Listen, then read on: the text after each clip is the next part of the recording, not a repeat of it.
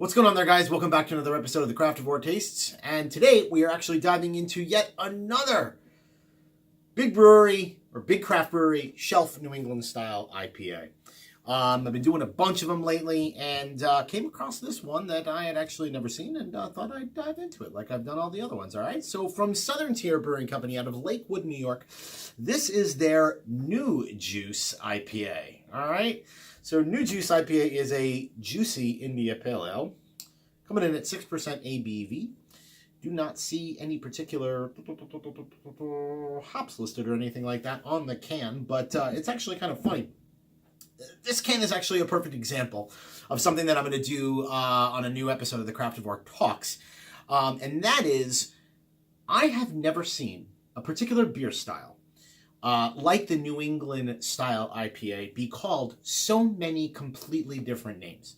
This one probably being the most absurd. What exactly is New Juice, right? Like NU Juice IPA, right? It's just bizarre to me, right? So like, I actually put up an Instagram post about this a couple days ago.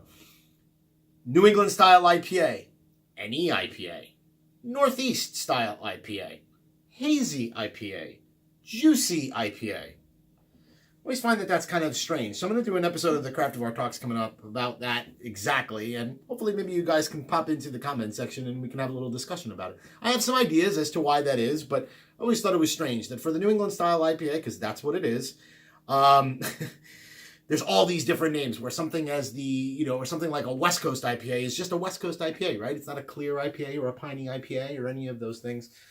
Anyway, I digress. Let's get into the review. So again, Southern Tier Brewing Company out of Lakewood, New York.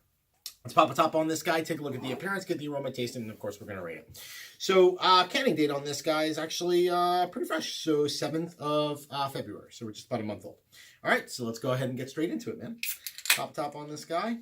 Pour it into that pretty badass 6-point Teku. And let's take a look at what we got going on here. Huh. That beer is clear as day. Okay. Interesting. Let's take a look at the appearance first, and then we'll have a little conversation about it. All right, so that beer is, okay, it's not clear as day, but is medium light gold color. A slight bit of kind of chill haze going on there, but that's pretty damn clear.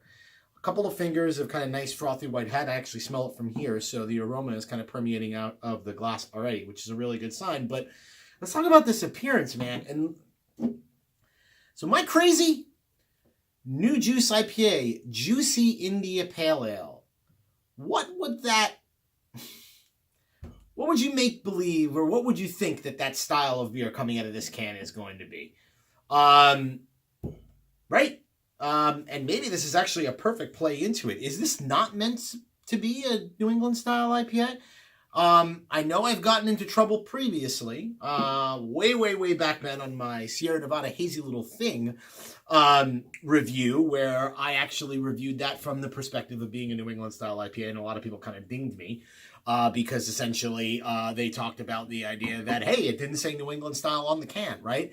And so that's kind of plays into what I was just talking about. That particular style has been called so many different things, and they all sort of kind of mean the same thing, right? They're those big buzzwords that are out there anytime you hear the name hazy, or in this case, juicy. They're those kind of buzzwords that lead you to believe it's a New England style IPA. In this case, New Juice, NU, Juicy India Pale Ale. Clearly, I'm dead wrong. I'm interested to see what you guys think about this, or anybody that's had this beer. Did you have the preconceived notion going into it when you purchased it was going to be a New England style IPA? From what it says on the can, at least for me, I think it would be, but it clearly is not. All right, so let's go straight into it. Let's get ourselves a little bit of aroma going on here. Damn! It smells super nice. So it's funny.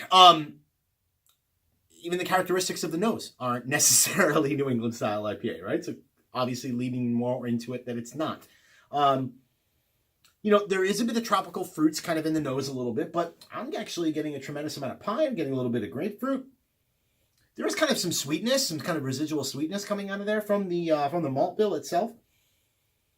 And maybe just kind of like a little bit of kind of tropical fruits, like maybe kind of like a little dank mango, thing like that.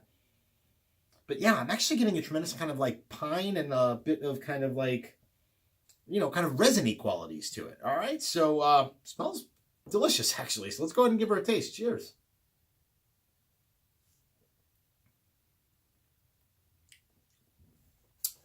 That's super, super tasty. Yeah, so, this is interesting. Because that beer tastes like a West Coast IPA to me. It is super biting. It is super kind of crisp. It's incredibly, incredibly clean. It is dry on the palate.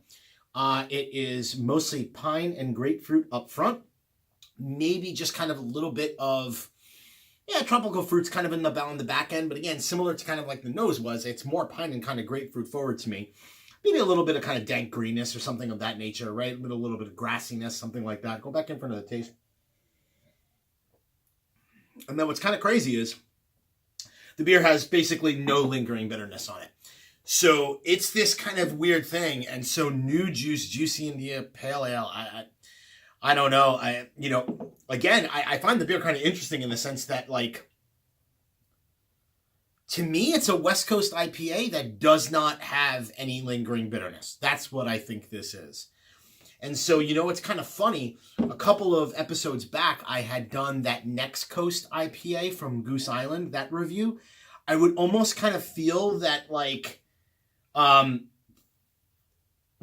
this beer almost kind of fits into what I thought that beer was going to be, right? A mixture of the two styles, perhaps maybe some kind of juicy tropical fruit natures, of New England style IPAs, melded in with a bit more of a kind of clear, crisp, clean kind of package that you get out of a West Coast IPA. So it's kind of funny. I'm doing this one live, no second takes, man.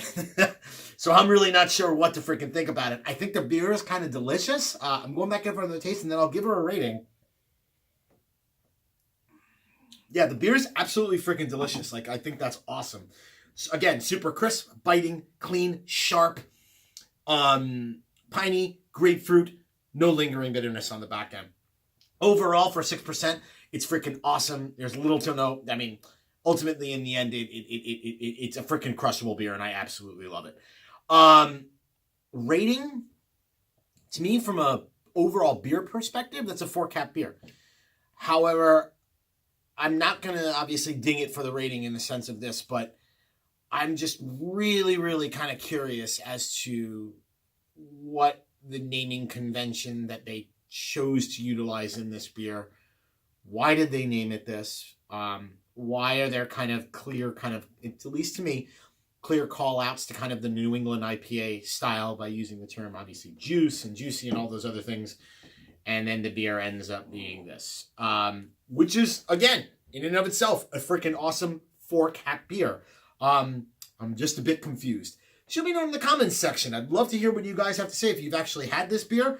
Or, again, New Juice IPA, Juicy India Pale Ale.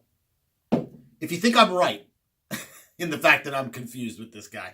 All right, so that'll do it for this episode of the Craftavore Taste. I hope you join me again for another episode where I drink, I review, I rate, and I repeat. Cheers, guys.